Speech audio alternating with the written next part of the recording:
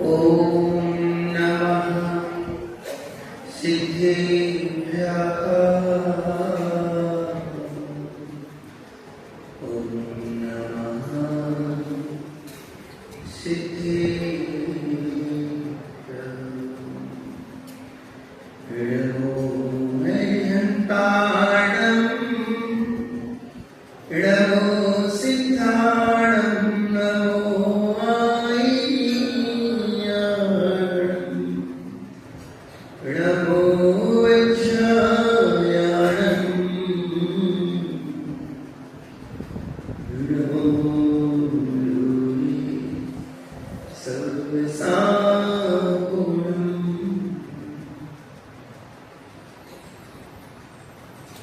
ईश्वरा श्रवणसिन्धुबन्दितम् धोतिघातिकम् मलम् वर्णमानि वर्णमाणम्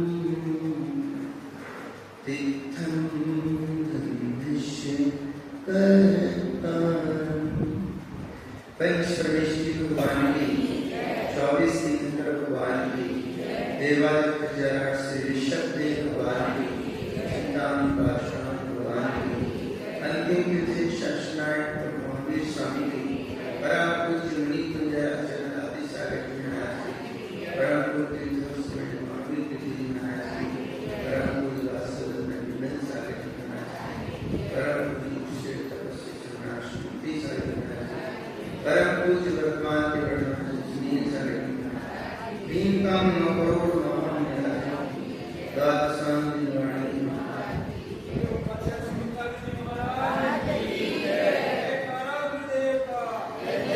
उपस्थित धर्मस्नेही प्यारे प्यारे प्यात्माओं, मेरा तो मेरे में ज्ञाता दृष्टा रूप बने रहने की ताकत थी। ज्ञाता दृष्टा रूप बनी रहने की ताकत थी, उसी को ही मैं कर पाता था, कर सकता था। लेकिन 2 नहीं, 4 नहीं, अनंत कारणों वर्गणाएं आ रही। अनादि का परंपरा से चले आए एक कर्म हमारे पर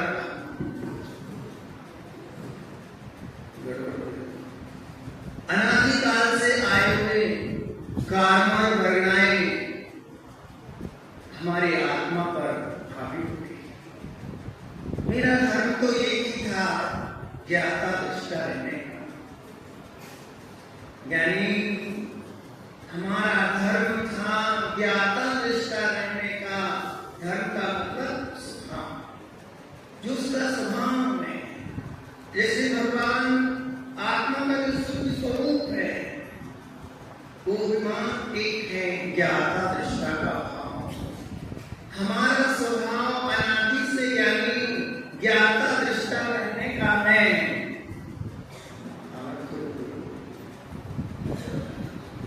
अनादि से ज्ञाता दृष्टा रहने का हमारा स्वभाव है। यानी पर कर्म कारणों वर्गणाएं हमारे पर हावी हो गई। विकार पर विकार करने की शक्ति मुझ में नहीं थी। यानी विकार करने की शक्ति मुझ में नहीं थी, मुझ में तो आनंदमय रहने की शक्ति थी। ओ चेतन, आनंदमय रहने का जीवन हमारा था। हमारा स्वभाव तो आनंदमय रहने का है। कसाय और विकार में होने का मेरा स्वभाव नहीं है। सबसे बड़ा काम किसने किया भाई? अनंत भगवान से भी सबसे बड़ा काम आप लोगों ने किया है। अनंत भगवान ने तो वही काम किया जो उनका धर्म है। वो अपने ज्ञाता दृष्टा स्वरूप में लीन हो गए, वो ही काम किया है। पर अपन ने तो और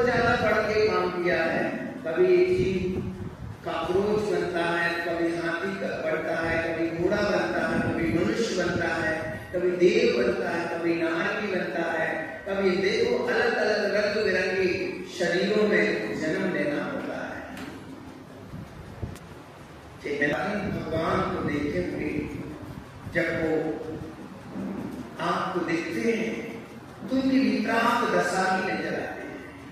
न उनके चेहरे पर कसार है, न उनकी आंखों में कसार क्रोध, न आंखों में लालिमा, न विकार में परिणाम, न किसी भी चीज के प्रति आकांक्षा, न किसी भी चीज को पाकर के अहंकार, न किसी भी चीज को पाकर के विकारी भाव, जितने किसी वस्तु के पाने की तड़पन, कुछ भी वहां नहीं। एक परम संभाव से भरा हुआ जीवन। भगवान अपने ज्ञाता निष्ठा स्वरूप में बैठे हुए हैं, संभाव से भरा हुआ जीवन है। और वो संभाव कुछ दिन के लिए सिर्फ नहीं, कुछ घंटों के लिए सिर्फ नहीं कि आज से कल मिट जाएगा। ज्ञानी वह आत्मा का स्वरूप है, वो प्रकट हो चुका है। अब वो अनंत काल तक मान ज्ञाता दृष्टा ही रहेंगे। कैसे रहेंगे? ज्ञाता दृष्टा रहेंगे। लेकिन सिद्ध भगवान अनंत सुख को उपलब्ध हो गए हैं, अनंत सुख को उपलब्ध हो गए हैं। वहां कोई विकार नहीं, ना वहां खाने पीने की इच्छा है, ना वहां मनोरंजन की इच्छा है, ना कोई राग द्वेषों की इच्छा है। वहां अपने ज्ञाता दृष्टा स्वरूप में ही है। किसमें है? ज्ञाता दृष्टा स्वभाव में। सिद्ध भगवान को किसी भी चीज की आवश्यकता ही नहीं। जुदा मिटी है, तृषा मिटी है, सर अशन्य दिख से रोग शोक की पीर मिटी है, औषधि अब तेरा। रोग शोक की पीर मिटी है, यानी क्षुधा मिटी, तृषा मिटी। पानी पीना वहां है ही नहीं, तृषा मिट गई, क्षुधा मिट गई, वहां भोजन की आवश्यकता। रोग शोक की पीड़ मिटी है, जहां रोग और शोक ही नहीं, वहां औषधि की आवश्यकता नहीं। श्रम निद्रा जब असुचि मिटी, यानी असुचितापना मिट गया, सुचिता जहां हो गई, आपके शरीर में बदबू आ गई, तो आपको तेल खुले लगाने की आवश्यकता है। पर भगवान को इस मलिनता से हट के नए स्वच्छ हो गए। जब प्रकाश ही हो गया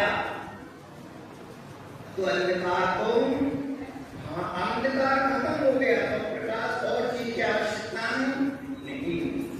लेकिन हमारी आत्मा का धर्म ज्ञाता दृष्टा बनी रहने का है।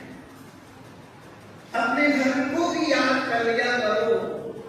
ज्ञानी ऐसा कि ना हो कि जीवन का पूरा समय प्रतीत हो जाए, पूरा अल्प समय प्रतीत हो जाए और हम अपने चैतन्य स्वभाव की दृष्टि ही ना कर पाए कि मैं कौन हूं, मैं कौन हूं। मेरा धर्म ज्ञाता दृष्टा बनी रहने का है। चैतन्य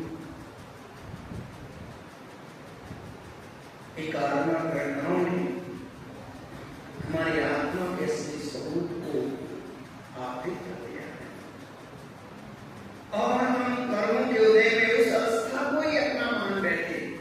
मैं मनुष्य हूँ, मैं गोरा हूँ, मैं काला हूँ, मैं इतना, मैं ये हूँ, मैं पैसे वाला हूँ, मैं गरीब हूँ, मैं सुखी हूँ, यही मान बैठे हैं।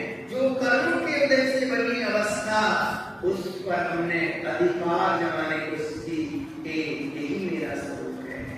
चैतन्य मेरा स्वरूप तो ज्ञाता दृष्टा रहने का है। प्राप्त होता है वो भाव, वो आनंद, रौद्र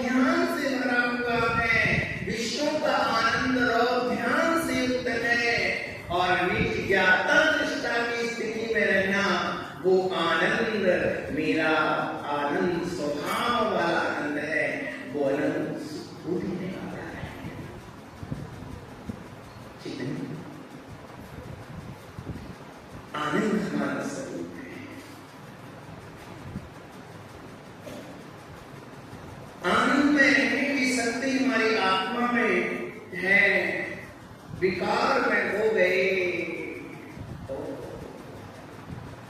कहीं ये दृष्टि बदल होगी कि मैं विकार में क्यों हो गया हूँ, ये मेरा स्वरूप नहीं है, ये रागादि भाव जो मैं कर रहा हूँ, विकारी परिणाम मेरे हो रहे हैं, हिंसा आदि के भाव हो रहे हैं, ये संग्रह वृत्ति के परिणाम हो रहे हैं, ये मेरा धर्म नहीं, मेरा धर्म तो बस जान मांगता।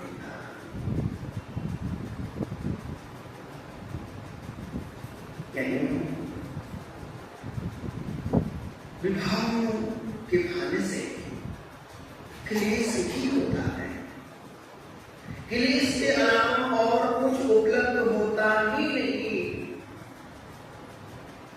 आप कैसे भी हो, किसी निमित्त से कसाय करें तो आनंद नहीं होगा। क्यों? ये सब बातें तब तक ही हृदय में घर करेगी जब तक स्वभाव की भक्ति न मिलेगी, स्वभाव के प्रति भक्ति हो, आत्म तत्व को पाने की गहरी ललक हो कि मैं आनंद में हूं। जैसे भगवान का स्वरूप वैसा मेरा स्वरूप है। ओहो चेतन, भगवत्ता को देख करके हमें प्रसन्न हो जाना चाहिए कि हे भगवान, आपका जो स्वरूप है, आपका जो स्वरूप है वैसा ही मेरा स्वरूप आनंदमय है। आनंदमय मेरी आत्मा का धर्म हो, खुशियों से भर जाना चाहिए। भगवान का स्वरूप का दर्शन आनंद से भर जाने वाला है। यानी स्वभाव की भक्ति उमड़े, आत्मा में विज्ञान घन चैतन्य के प्रति रुचि जगी है, उसने सब स्वभाव का स्वरूप जाना, उसके हृदय में समझ लो उपाधि घर कर गई है। स्वभाव का स्वरूप जानना होगा। मेरा धर्म क्या है, मेरा स्वभाव क्या है, मुझे किस रूप में रहना है। कर्मों के उदय में कैसी कैसी अवस्थाएं हो रही हैं, इनसे क्या रहूं। कर्मों के प्रभाव में यानी विभाव की दृष्टि करता है जीव, तो कैसी कैसी दशाओं को उपलब्ध हो जाता है। और जब ये जीव स्वभाव की दृष्टि करता है तो त्रिलोक पूज अनंत भगवान बन जाता है। परम दशा हमारे शाश्वत है, सिद्ध स्वभाव हमारे आत्मा का धर्म है। कोई कसाय के आवेग में कुछ भी बग देते हैं तो बाहर में अपनी अपनी कसाय के अनुसार अपना वचन व्यवहार करते हैं। जो कसाय में आकर के वचन व्यवहार करते हैं, आपको चाहिए तो आनंदमय होने के लिए बाहर की वस्तुएं मुझे छीनना नहीं, झपटना नहीं, संग्रह करने की आवश्यकता नहीं। आनंदमय जब स्वरूप मेरा है तो बाहर की वस्तुओं को छीनने की आवश्यकता नहीं।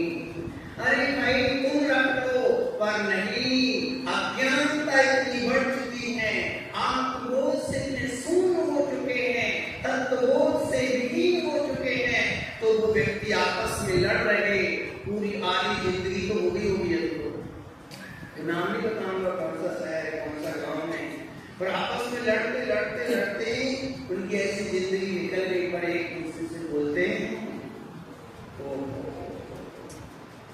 इतना सुंदर सा जीवन, धन दौलत के राह में भाई भाई भी बोल नहीं पाते। यहाँ तो आत्म दृष्टि हो, ज्ञान की दृष्टि हो, श्रीमान जी कहते हैं अपूर्व अवसर में ही देवों का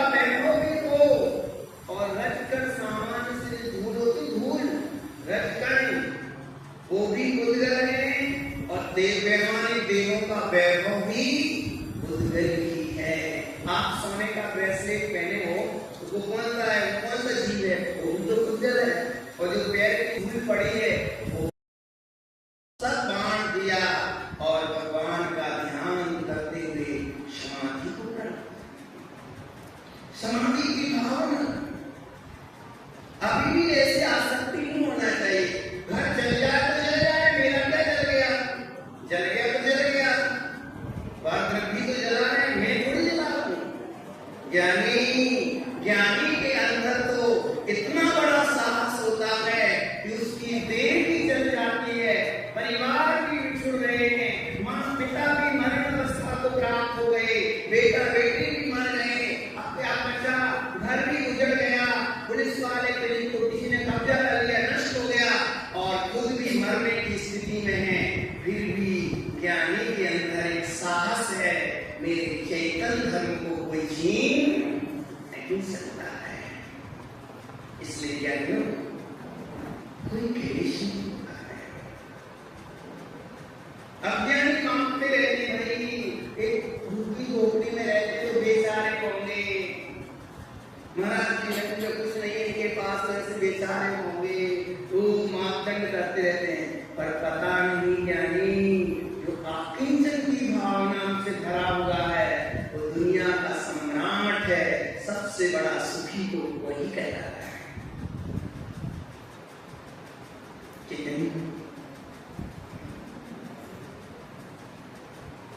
आप सुखान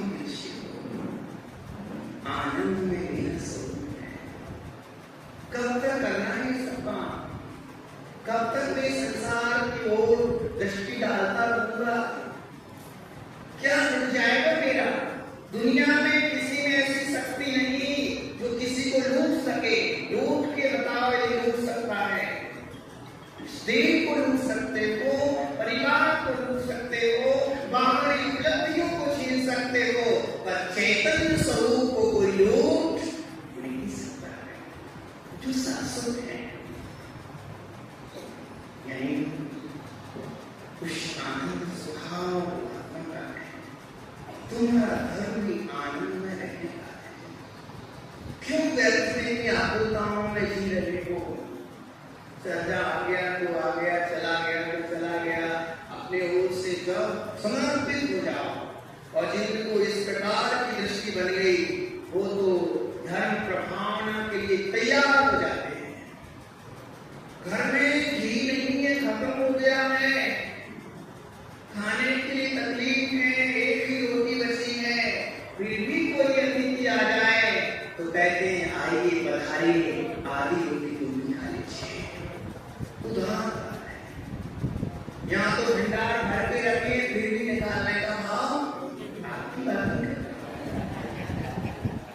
उदाहरणता ही नहीं है। चलो चतुर्मास हो रहा है, कुछ हमारा भी लग जाए,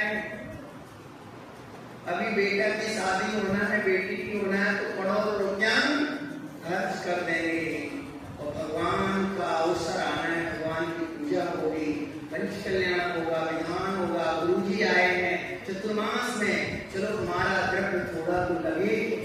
ज्ञानी जो धर्म की प्रभावना में लगा है वही वास्तव में द्रव्य वो सार्थक कहलाएगा, और भोगों में लगा है ज्ञानियों।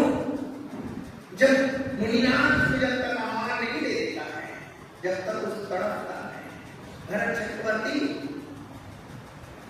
अपनी सावक की वेशभूषा में थे, मुनिनाथ को प्रधान कर रहे हैं। आहार बेला का समय इंतजार में है कि महाराज जी आएंगे।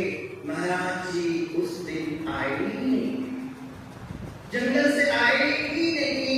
भरत चक्रवर्ती विचार करते रहे, आज महाराज जी आए, आंखों में अविरल आंसू की धारा बहने लगी। सैनिक कहती भगवान आपको, आपकी आंखों में आंसू क्यों? आप सम्राट हो, आप ब्राह्मणी शूद्री के भाई हो, आप पता है आप भरत ऋषभ देव के पुत्र हो, पुत्र होने का सौभाग्य है, आदि विधाता आदि नाम भगवान के पुत्र हो, बाहुबली जैसे भाई के तुम भाई हो, तो तुम्हारे भाई हैं। और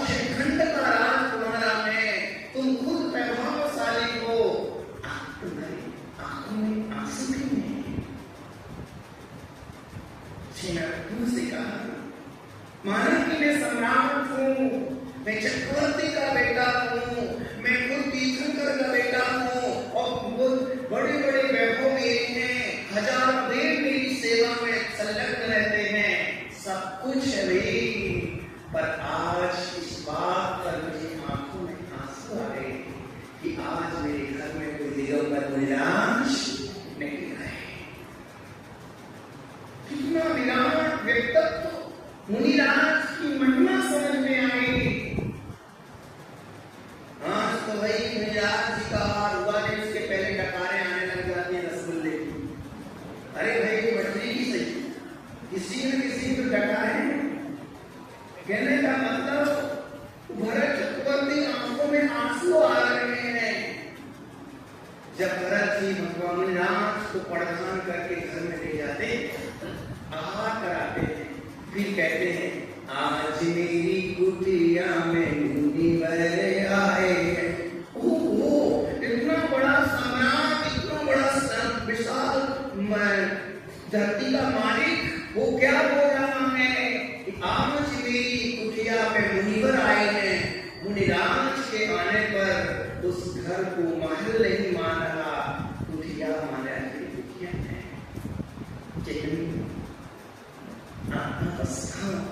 आनंद रहने का है। इन कर्म के उदय की अवस्थाएं बनेगी। इसमें क्या आनंद मनाऊं और क्या खिलता को दात प्रणाम बनाऊं। खूब उपलब्धि हो गई तो क्या अहंकार करता बैठा रहूं, क्या दुखी। अरे अज्ञानी को तो खेद होता है, अरे भाई क्या मेरी बहुत बड़ी उपलब्धि हो गई तो क्या बड़ा काम कर लिया। क्या होना पड़ा, जब से आए तो क्या बोले, अरे भाई तुम देखो कितनी मेहनत करते हो, अहमदाबाद जाते हो, जॉब करते हो, पैसा कमाते हो, लाखों रुपया लाते हो, और ये कुछ भी नहीं करते, घर में बैठे बैठे चलो अपन अलग हो चलते हैं। क्या हो चलते हैं, अलग हो चलते हैं।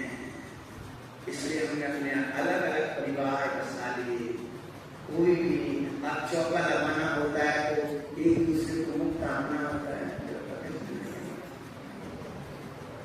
चौकी लगाने की व्यवस्था ही पहले बड़े, अभी भी कई परिवार ऐसे हैं 60 मेंबर घर में रहते हैं।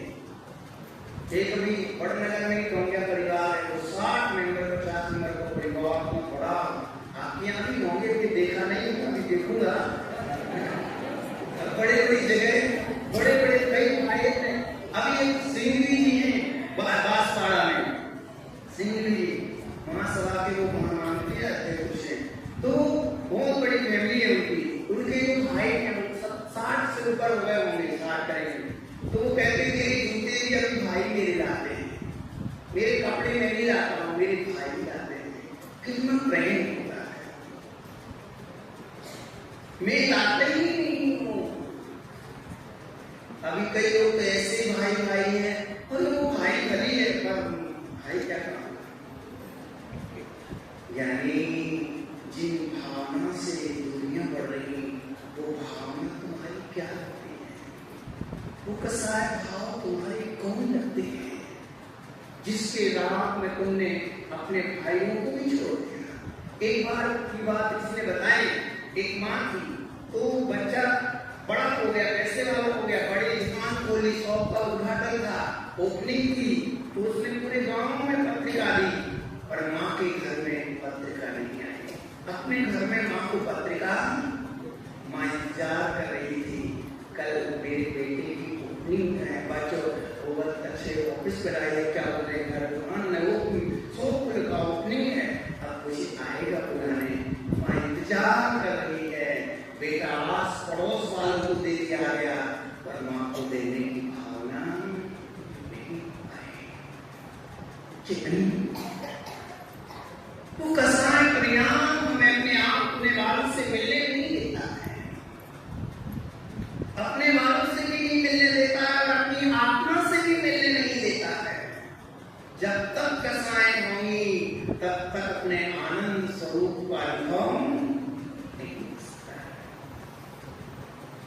हम भाई वहां नहीं जाएंगे, वो हमारा नहीं है। अरे भाई जिस वजह से वो तुम्हारा नहीं, वो वजह को भी हटा दो।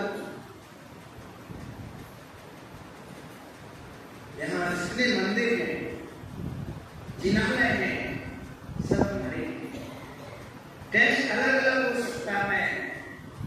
भाई तुम भी आओ, तुम भी रहो, तुम्हारा भी है, आपके सबके लिए है।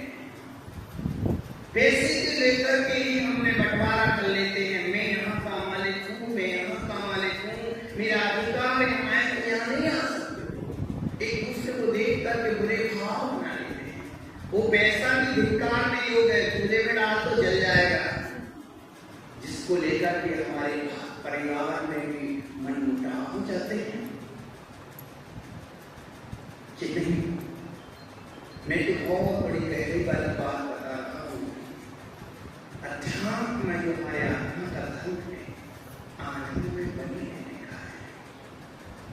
उस स्थिति में हम कैसे पहुंच पाएंगे? वो अवस्था हमें ही पैदा करनी है। कोई और गिफ्ट में नहीं देगा तुम्हें, तो कोई तुम्हें वो गिफ्ट में लेके नहीं देगा कि लो भाई, तुम्हें ही पैदा करनी है। बस इतना सा निर्णय करना है, तुम्हारा क्या है, पराया क्या है, इतना भेद विज्ञान ही करना है। बताएंगे धीरे धीरे भेद विज्ञान इसका नाम है। यानी विचार करो, बेचारे देखो तो बेचारे भगवान आत्माएं, अभी देखो यहाँ से किसी घर जाएंगे, झाड़ू पोछा लगाएंगे, बच्चे की नाक आएंगे पोछेंगे, रोटी साफ करेंगे। मैं यही कह रहा हूँ कि साफ मत करो, गंदे खिलाते रहो बच्चों को। यानी कहाँ तो ये भगवान आत्मा, कहाँ ये प्रभुता की संगत रखने वाला, और कहाँ एक घर में जाके भोगों में मस्त हो जाता है, कहाँ एक दूसरे से लाभ द्वेष करता है, एक दूसरे को देख के चिढ़ जाता है। ओ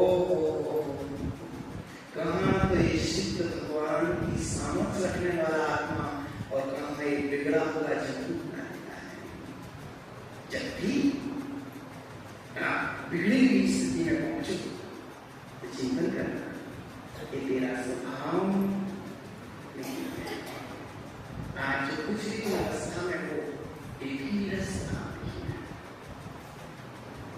संसार की विषय वासना भी मेरा स्वरूप तो आनंद है। आनंद स्वरूप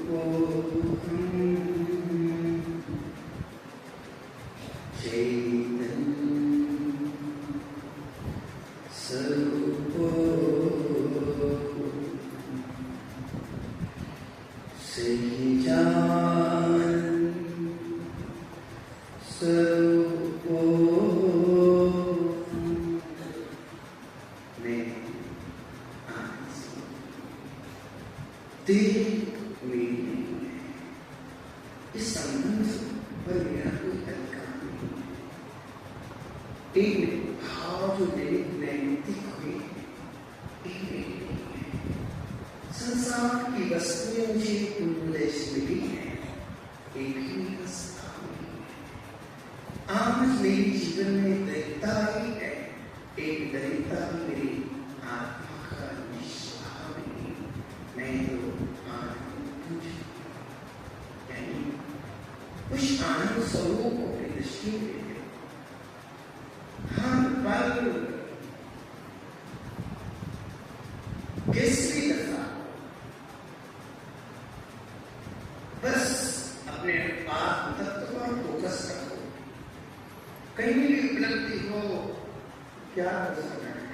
आप मुझे सोने चांदी का हाथ तो बड़ा ढेर सारा देके गए, मैं क्या हो सकता, क्या चाहिए? गरीब को देंगे, मुझे नहीं चाहिए, ये तो मेरी आत्म साधना में बाधक बन जाए। मैं तो आनंद,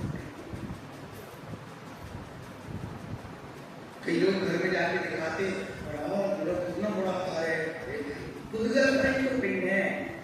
क्या है? खुदगल इकट्ठा कर लिया, खुदगल तो चला भी जाएगा। क्या देख करके आकर्षण करूं?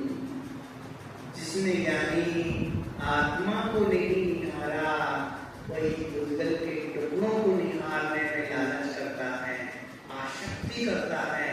और जिसने आत्मा को निहार लिया, मैं आनंद से भरा हुआ हूँ, वो किसी को निहारने की इच्छा। गणेश प्रसाद जी बर्णी जी, सहजानंद जी बर्णी जी मैसूर जा रहे थे। कहाँ? वो बड़े बर्णी जी ने कहा कि तुम मैसूर देख के आना, तालाब देख के आना, मैसूर का बड़ा तालाब है, तालाब देख के आना। अध्यात्म पुरुष थे सहजानंद जी, उनने कहा क्या देखना है? वही पुद्गलों का तट बना होगा, पुद्गल पत्थर ही है, उन पुद्गलों से तट बना होगा, पानी भरा होगा, और होगा क्या? कुछ बड़ा काम तो होगा ही नहीं। बड़े बड़े दुकान बना लिए समझ लो, यानी वो पुद्गल ही तो है।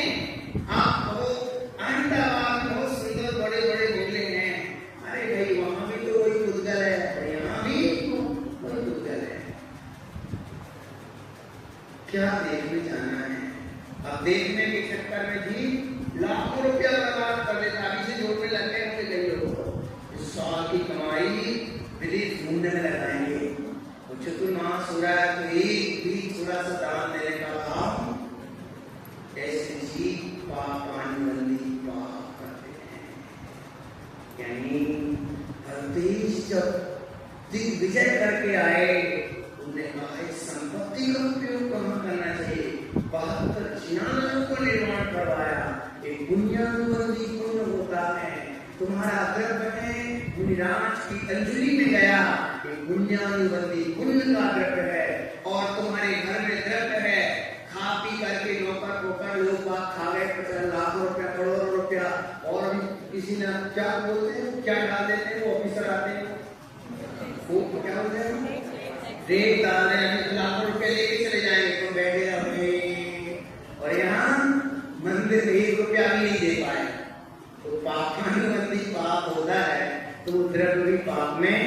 पर जो सौभाग्यशाली है, जो अपना द्रव्य भगवान के मंदिरों में और गुरु भगवान के आहार विहार में समर्पित कर देते हैं, वो पुण्यानुबंधी पुण्य कमा रहे हैं, सौभाग्यशाली है।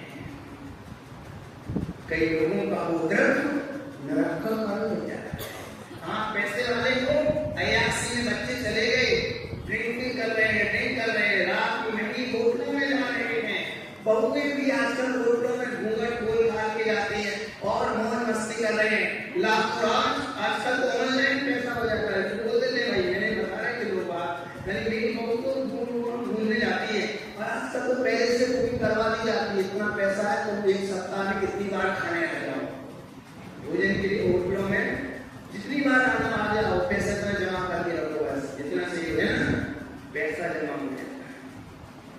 वहां पैसा जो गया नरक का कारण बन जाता है। जो थोड़ी समझदार होगी ना, यही का पैसा भगवान बनने में कारण बन सकता है। भाई पैसा है तो बर्बाद नहीं करना है, पैसा है तो दीन की सेवा करो, गुरुजनों की संपत्ति करो,